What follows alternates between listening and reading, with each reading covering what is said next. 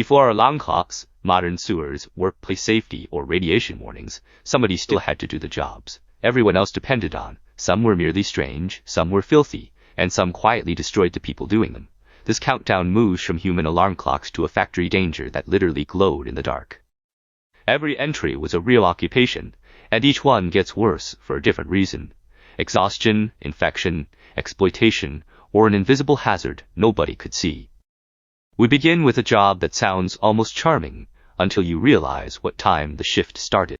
At number 8 is the knocker-up, Britain's human alarm clock. In the 19th and early 20th centuries, factory workers paid someone to walk dark streets and tap their bedroom windows before a shift. A ground floor customer might get a short stick, an upstairs customer required a long pole, a fishing rod fitted with wire, or even dried peas blown through a tube. The knocker-up was expected to wait until the sleeper answered, which meant one stubborn customer could delay an entire route. Some started around 3 in the morning and served dozens of homes before most of the town had opened its eyes. It was low-tech, reliable, and built around one brutal rule. The person paid to wake everyone else could not oversleep. Number 7 takes us to Pompeii, where fullers cleaned, degreased, and brightened cloth in workshops built around vats and drying terraces. The cleaning chemical was cheap, abundant, and impossible to advertise elegantly. Urine collected from people and animals. Workers stood inside tubs and stamped the soaked fabric with their feet, forcing the liquid through heavy folds again and again. Pompeii's official guide says these workers were almost all enslaved, so refusing the task was not a realistic option. The work combined long hours, physical strain, wet skin, and an atmosphere that did not improve when the sun came out. Roman laundry could return a bright toga. The person inside the vat paid the less visible cleaning cost. At number 6, medical fashion created a job in which the worker was also the bait. Demand for medicinal leeches peaked in Europe between roughly 1830 and 1850, and collectors had to pull them from ponds and marshes. Many collectors were women who waded into the water with bare lower legs and waited for leeches to attach. They then removed the animals and repeated the process, sometimes using an old horse instead, when one was available. The danger was not a single traumatic bite. It was repeated blood loss, open punctures, cold water, and frequent infection. A successful shift meant leaving the marsh with a full basket and noticeably less of yourself. Number 5 worked after dark, for Rizingong farmers, also called night soil collectors, emptied privies and cesspits before modern sewers. They lowered themselves into cramped pits, filled buckets, and hauled the waste through town or out to farmland for fertilizer. The smell made the work socially despised, but odor was not the worst danger. A confined pit could have bad air, unstable walls, and enough depth to trap or drown a worker. A medieval case from 1325 records Richard the Raker dying after a cesspit structure collapsed beneath him. Cities needed the waste removed, yet the job pushed that necessity out of sight and into the night. If your office has ventilation, solid flooring, and no bucket pulley, history has already improved your benefits package. At number 4, a shortage of legal cadavers created a black market around newly buried bodies. Resurrectionists opened fresh graves and sold the remains to anatomy schools where medical teaching demanded more bodies than the law supplied. Joseph Naples kept a diary in 1811 and 1812 that recorded trips payments, buyers, guards, and dogs. The work required speed, secrecy, bribery, and the constant possibility of being caught by angry relatives or cemetery watchmen.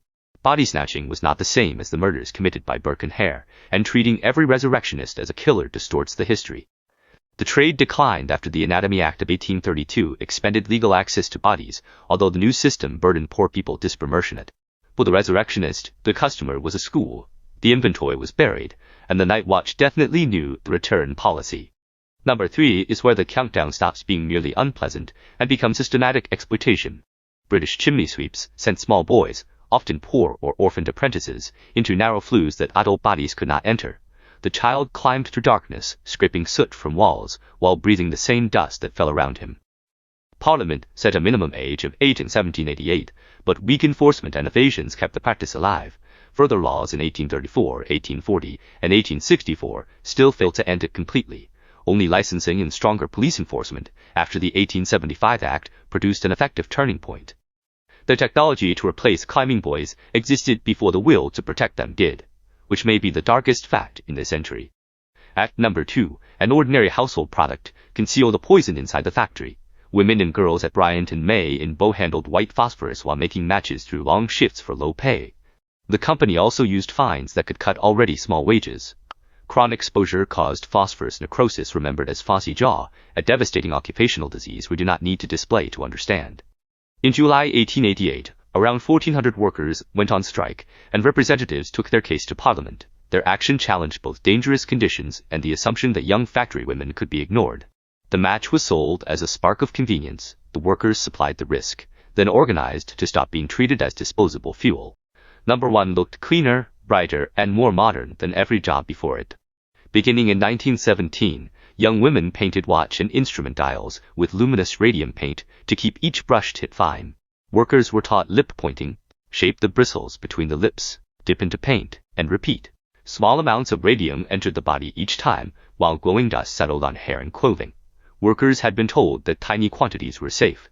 The danger was invisible because radiation does not smell, sting, or announce where it is going.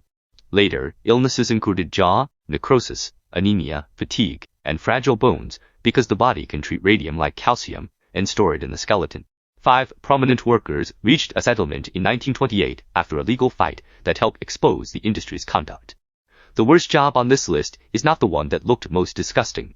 It is the one that made danger look beautiful, encouraged workers to put it in their mouths, and left part of the hazard inside their bones. These jobs did not disappear because the work suddenly became unnecessary. They changed when technology, sanitation, regulation, collective action, and public pressure changed who had to absorb the danger. The pattern is worth remembering. A society can call a job normal long after the cost has become obvious to the people doing it. Which entry surprised you most?